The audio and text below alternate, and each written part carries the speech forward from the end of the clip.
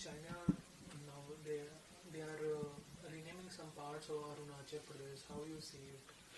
Well, China has done this exercise earlier also, where they have taken certain parts of Arunachal Pradesh and given it their own names. India has objected to that very vociferously, and we continue to object about it.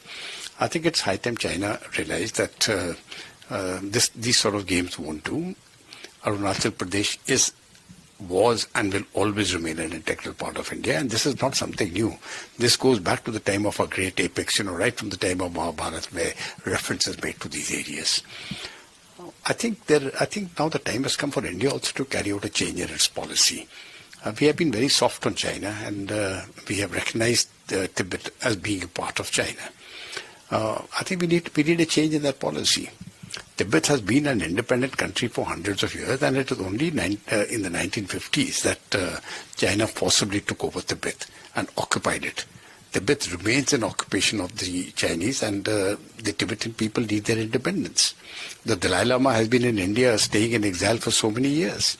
So I think there is a time when India also needs to rethink its policy, and especially with regard to Tibet.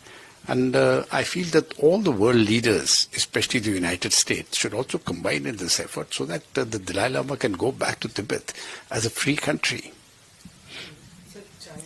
China ने अरुणाचल प्रदेश के कुछ parts को rename करना शुरू कर दिया है, इसे लेकर आप कैसे देखते हैं? देखिए, चीन की ये कोई नई बात नहीं है, पहले भी उन्होंने इस प्रकार की हरकत की है।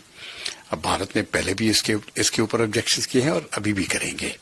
ये मैं समझता हूँ ये चीन बार बार भारत को नीडल करने की कोशिश करता है कि और खास करके अरुणाचल प्रदेश के ऊपर, लेकिन जहाँ तक अरुणाचल की बात है, वो अभी आगे भी और हजारों सालों से ये भारत का हिस्सा रहा है।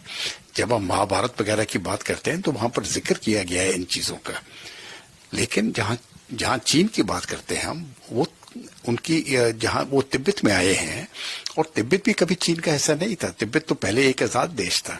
तिब्बत तो अभी चीन ने ऑक्युपाई किया है। तो मुझे लगता है भारत को भी अपनी जो पॉलिसी है तिब्बत के ऊपर, ये भी चेंज करने की जरूरत है। और जिस प्रकार से हमने माना था कि ठीक है तिब्बत चीन का हिस्सा है, ये मान्यता मुझे लगता है अभी हमको नहीं देना चाहिए। 1950 में 1950s में चीन ने तिब्बत के ऊपर फॉर्सिबली ऑक्यूपेशन की है, और दलाई लामा तब कितने सालों से भारत में रह रहे हैं। तो मुझे लगता है कि हमको भी अपनी नीतियों में चेंज करने की जरूरत है, और इस प्रकार से चीन का ये मैप एग्रेशन जिसको बोलते हैं ये कर रहा है, ये हमको बिल्कुल एक्सेप्टेबल नहीं है, और हमको भी इसके ऊपर एक्शन लेने की आवश्यकता है। और मुझे लगता है शुरुआत यहाँ से होना चाहिए कि हम कम से कम बोलें कि तिब्बत जो है ये चीन का हिस्सा नहीं है।